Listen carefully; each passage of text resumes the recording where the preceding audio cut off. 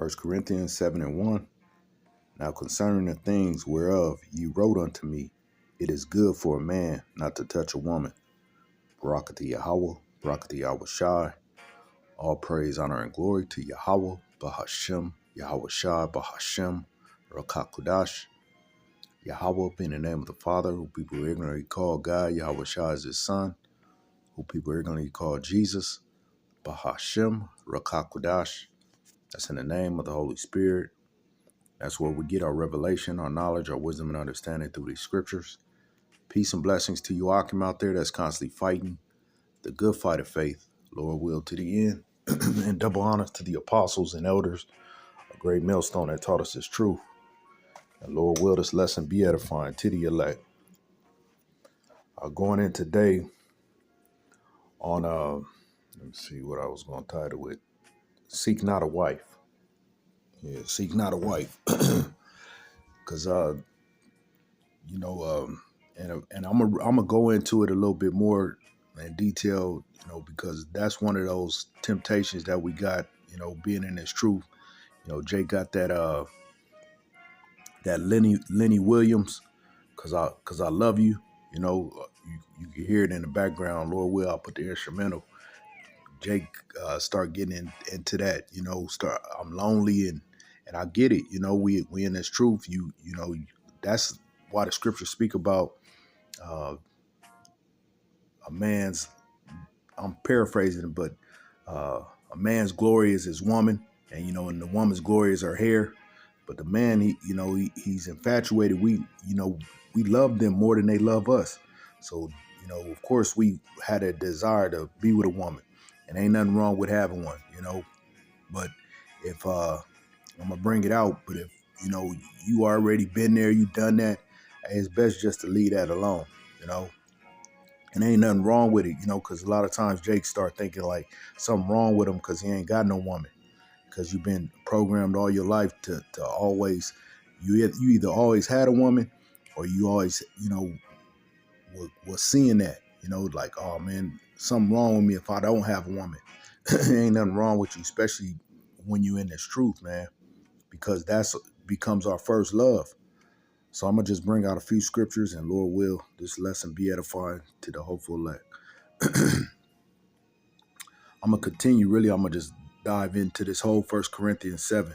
I'm going to continue on. It says, verse 2, it says, nevertheless, to avoid fornication, let every man have his own wife, and let every woman have her own husband. And I'm going to jump back and forth from the NLT to the King KJV, all right? Because some things, is just more clear in the NLT. So, it says, nevertheless, to avoid fornication, let every man have his own wife and let every woman have her own husband. Because, if you had that desire, it's better that you get with a woman, or a woman get with her man, get with a man, so that you don't commit no type of adultery, sleep with another man's woman, or a woman stepping out on her man. It's just best that you just, consummate that thing. I'm going to read it in the NLT. It says, but because there's so much sexual immorality, each man should have his own wife and each woman should have her own husband. Verse 3, it says, let the husband render unto the wife due benevolence, and likewise also the wife unto the husband, because that's why in the beginning it was like best you don't, because you got to give time to your woman, and in this truth, it's like you putting so much time into this truth, whether it be just in your thought, you studying, you being with the Akim, you going out to the highways and hedges, you doing lessons, it's really consuming of your time. And that's like the main thing that you're thinking about. And if the woman doesn't have it in her to be understandable about that, then, it could become friction in that. Verse, I was watching this one show on YouTube. It was basically talking about the Delta Force, and it was saying it was a guy in it, and he was saying how the reason that he had to get put out of Delta Force was because he had a divorce, because it was a messy divorce going on, and they said they don't accept that because they know that it's going to be something, it's going to distract you from the mission at hand. And Lord will, I'll find it, I'll put the clip in, but hey, is those distractions of having a wife, man, is going to pull us away from being soldiers. They used to say they used to say if the army wanted you to have a wife, they would have issued you one. You know, that was just like a joke that went around because they knew that having a wife, man, is while you a soldier, is very difficult to maintain that relationship. You know, you have to really be steadfast. You really, she got to be on point. You got to be on point. You know, and then you start having children, and that, you know, is very difficult. And what we are part of is likened unto like special forces, Delta Force, meaning it's for a elite. It's very an elite class. So you can't have no distractions all around you. And a woman, of course, she's going to be a distraction. That's going to be on your mind and naturally. Verse 4 says, the wife, let me finish verse 3. It says, let the husband render unto the wife due benevolence, and likewise also the wife unto the husband. The wife have not power of her own body, but the husband, and likewise also the husband have not power of his own body, but the wife. So, you know, sexually, you know, like, hey man, I want to, you know, I want to get down, hey, and you can't be saying no, you know, and that causes friction. I'm reading in NLT, it says the wife gives authority over her body to her husband, and the husband gives authority over his body to his wife. Verse 5, defraud ye not. I'm gonna try to run through this because I'm gonna go all the way to 40. Lord will says, defraud ye not one the other, except it be with consent for a time, that ye may give yourselves to fasting and prayer, and come together again, that Satan tempt you not for your incontinency. You know, you delay from having sex because of maybe you're fasting. You know, that's how you know Jake is off, man. He be talking about on the Sabbath you could have sex. Hey, just simple things like this. You know, I'm gonna read this in the NLT. It says, verse 5: do not deprive each other of sexual relations unless you both agree to refrain from sexual intimacy for a limited time, so you can give yourselves more completely to prayer. Afterwards, you should come together again so that Satan won't be able to tempt you because of your lack of self-control. So, you know, you abstain from having, you know, intercourse while you going through your fasting and prayer, because you know that's a holy time, because it's known once you have sex you're unclean. That's why you're supposed to shower, you know, you're supposed to clean your bedding, all that. Verse 6, it says, but I speak this by permission and not of commandment, for I would that all men were even as I myself, but every man have his proper gift of the Most High, one after his manner and another after that. So, you know, everybody is not equipped to do that. But if it's in your spirit, you know, you will hear something like this lesson, or it'll be in your spirit, and it's probably just confirmation, like, yeah, man, I need to go on and just slide back from that broad trying to push up on her. And you know, it makes sometimes it may come easy to you, or it may become hard. It just depends. But in your spirit, you know, like, oh no, I'm not supposed to, you know, getting all settled down and intimate with this woman. You know, if anything, you get you a pro and keep it moving. You know, verse 8, it says, I say therefore to the unmarried and widows, it is good for them if they abide even as I, but if they cannot contain, let them marry, for it is better to marry than to burn. You know, some Jakes, he gotta have it. You know, you gotta have it where it's just like, man, it's better than that than to, you know, to lose your mind where you can't even focus. It's like Jake, but some Jakes, you know, you might just, you know, get your rocks off and you know, you'll be good to go. You know, you don't need uh that presence of a woman with you.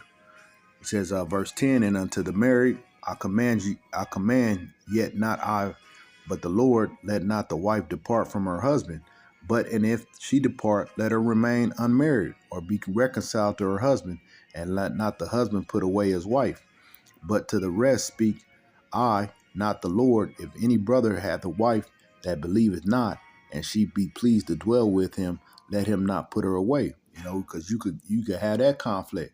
You come into this truth, and you're like, man, that's why, you know, over time you gotta learn this truth, because it's a full spectrum thing. It's not just fuck Esau the white man and these other nations. No, it's more to it than that.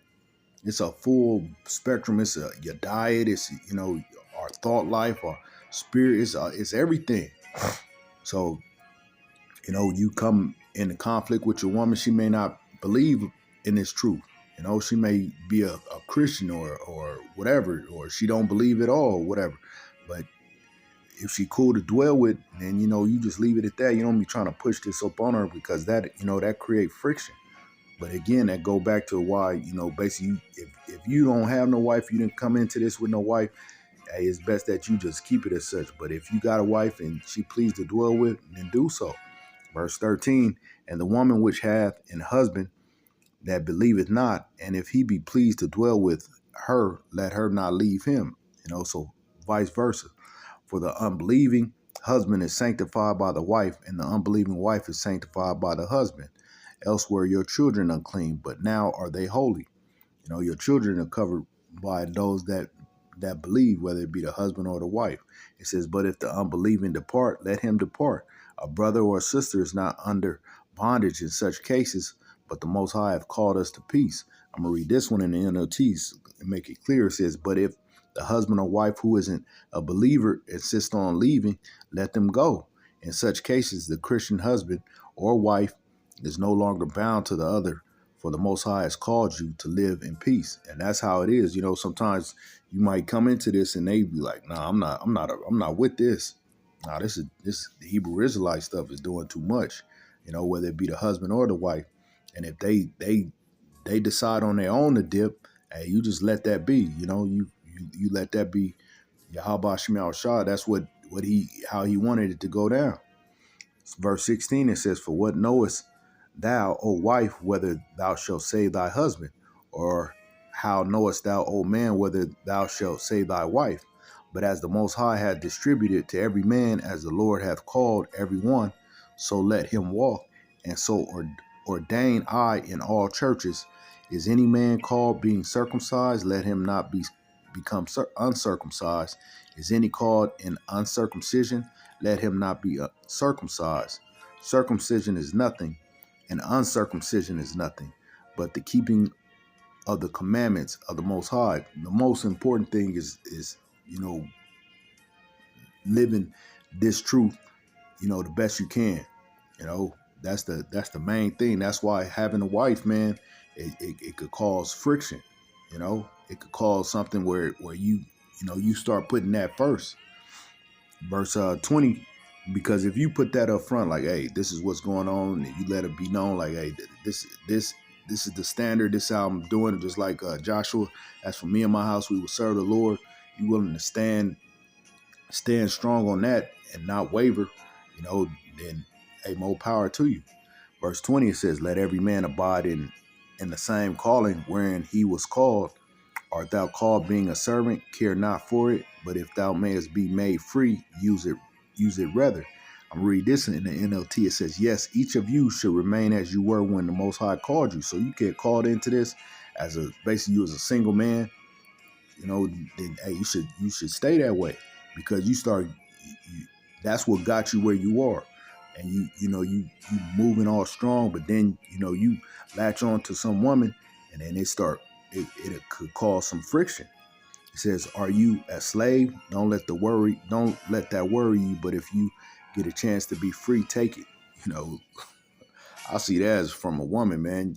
You get captured up with a woman.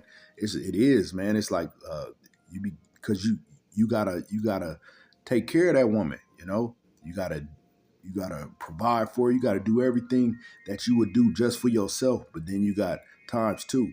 So that become more of a burden, more of something that you gotta concern yourself with. And then you have children, and it just continue to roll for a while.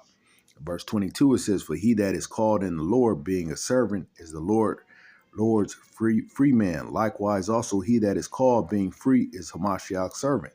So I'm going to read it in NLT. It says, and remember, if you were a slave when the Lord called you, you are now free in the Lord. And if you were free from when the Lord called you, you are now a slave of Hamashiach.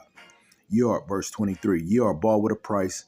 Be not ye the servant of men. We were bought, by Yahweh Shema's blood.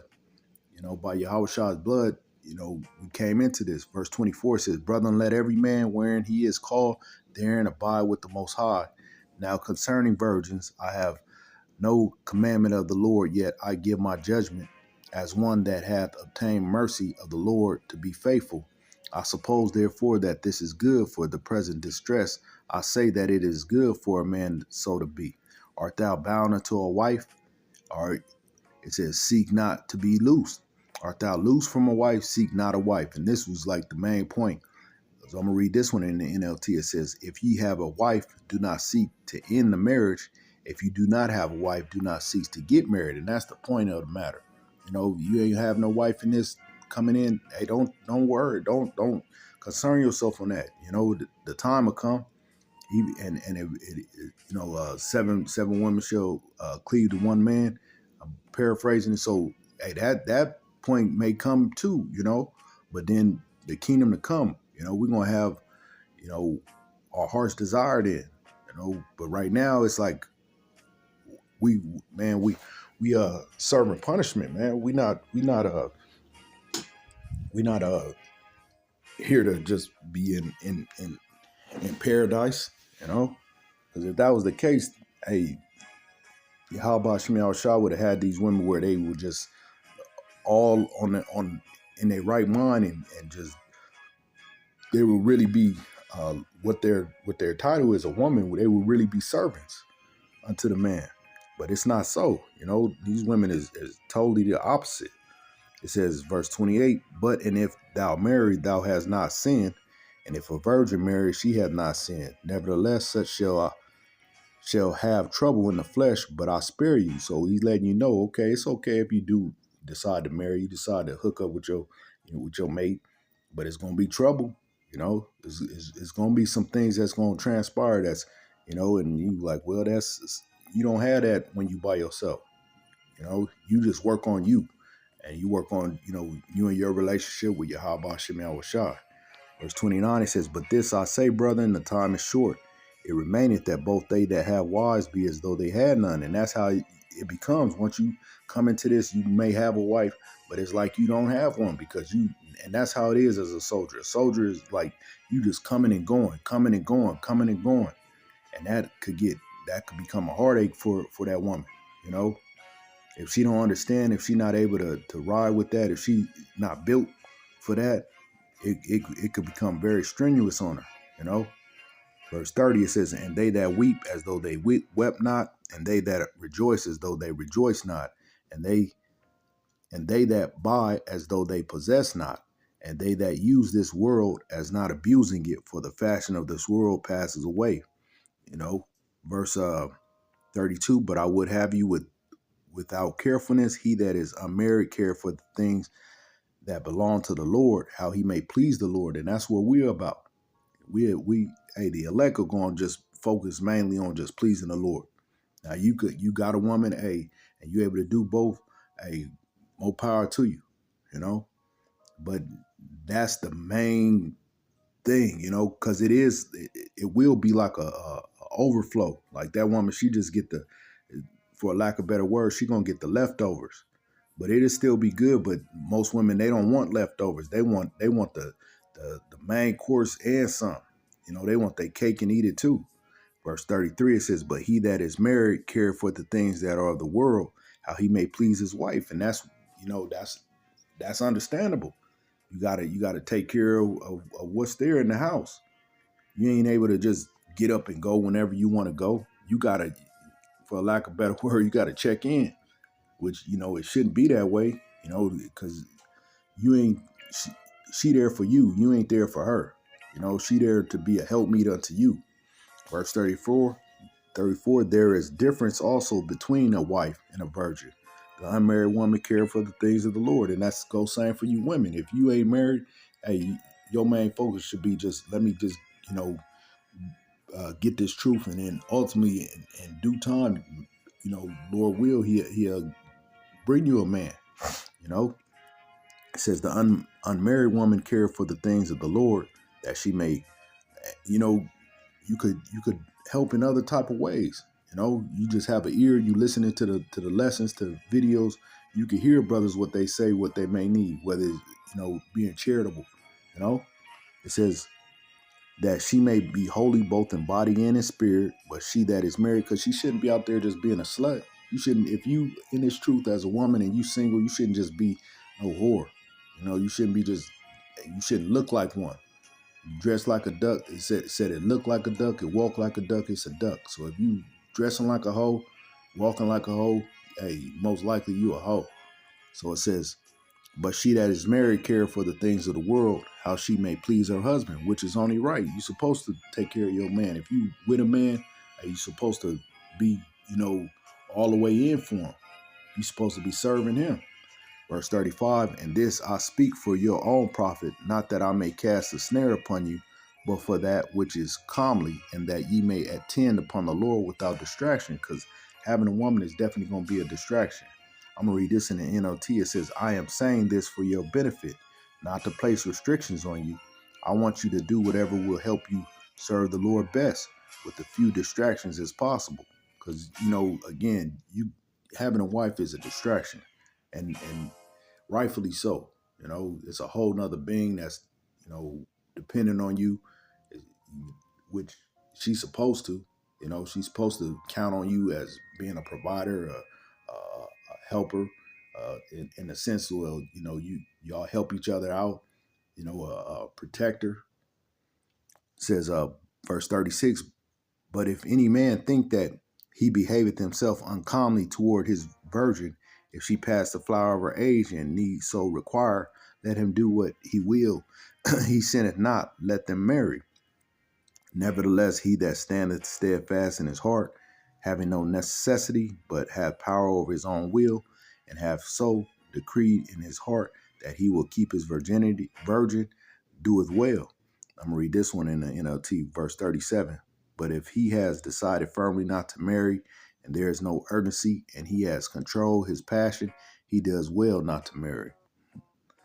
So it's good. And we ain't talking about by the courts. We ain't talking about that, because basically marriage is when you lay down with your woman.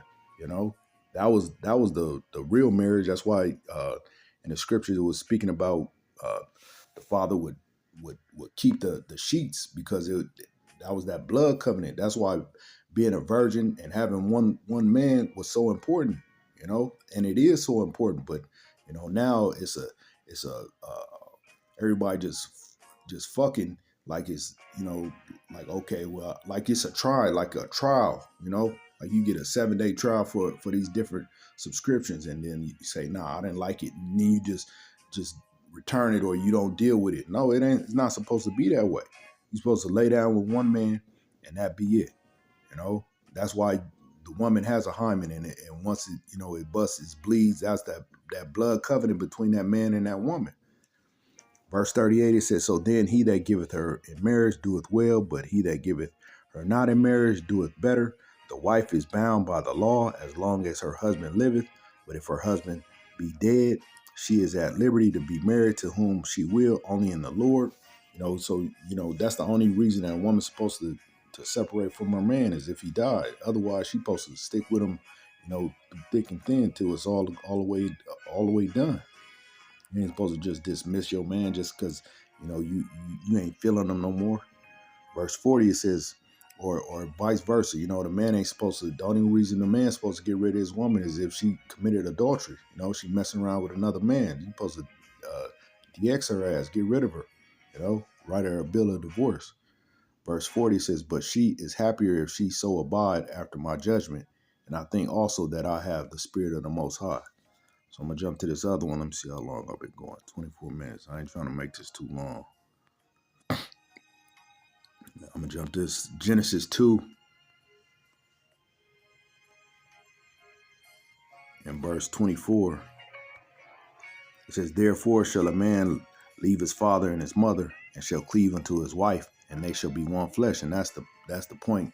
You come one flesh. So, your problems is her problems is your problems. So, having this truth is going to be your number one thing. It's going to be difficult to do that, because it's going to be sometimes where, y'all one, and you got to take care of things that's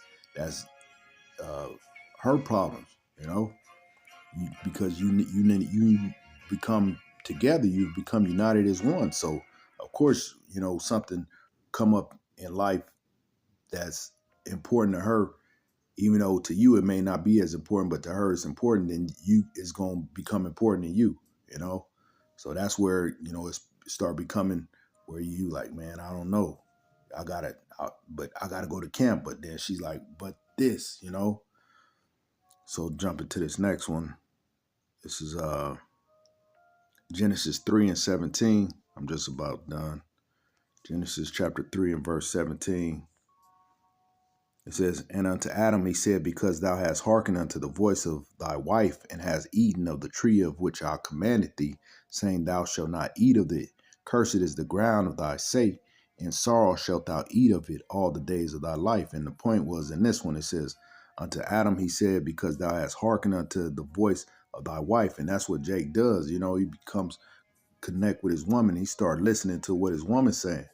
And that's why you into this truth, man. You gotta be well grounded when you do have a woman, and not that you shouldn't be well grounded without a woman. You should, but that's just more of a voice in your head that you're gonna be hearing. That woman, she'll try to convince you, just like how Adam was convinced. Like, don't worry, just basically call out. What the hell? He's like the one that said you speak like a foolish woman. I forget which one that was, if that was which one was it? But you know what I'm talking about, where he was like, man, you speak like a foolish woman. The one that turned into to the powder, to salt. It'll come back to me, Lord will. If not, you know what I'm talking about. I'm gonna jump to this next one. This is I'm gonna close it out on this. Proverbs 9 and verse 13. It says, a foolish woman is clamorous, she is simple and knoweth nothing. When it all boiled down to it, these women, they don't have the fear of Yahweh Shemel Shah, the majority of them, And that's because that's through the fear of the Lord, we get wisdom. I'm paraphrasing it. These women, they don't fear the Lord. And you had that fear. And so they don't understand when they talking about, nah, don't worry about going to camp today, or don't, like, let's go out and you could do your lesson later, or, all these different excuses, So when we start having excuses in our life for doing this truth, it's like unto having a woman, man. You whatever that excuse is, man, you using the excuse not to do the work of Yahweh Shemel Shah. So I'm gonna read it again. It says, a foolish woman is clamorous, and you go into this word clamorous, and this is the women straight to a T, man. It make me think of these end doves out here. It says clamorous, to make loud, by implication to be in great commotion or tumult, to rage, war, moan, clamor, cry aloud, be disquieted, loud, mourn, be moved, make a noise, rage, roar, sound, be troubled, making tumultuous, be in an uproar. That's the end of. That's these women, period, man. They majority of them are like that, man. They just clamorous as hell. So if you got one, you're gonna have to deal with it. And of course, that's majority though. That was like King Solomon. He said, he through 1,000 women, he couldn't find one that was, that was cool. And then out of 1,000 men, he found one. I'm just paraphrasing it. So, hey man, you basically pick your battles. That's maybe what I'll title, pick your battles, instead of just what was I going to title it before? Seek not a wife. Yeah, just pick your battles, man. Pick your battles. You decide to, then by all means, but you can't say you wasn't warned. The scriptures speak about it. Lord, will this is edifying to the elect out there. With that, all praise, honor, and glory to Yahweh Bahashem, Yahweh Shai Bahashem Rakakwadash. Double honors to the apostles and elders of Great Millstone. Peace and blessings to you, Akim, out there fighting this good fight of faith. Lord will to the end. Till next time, Lord will.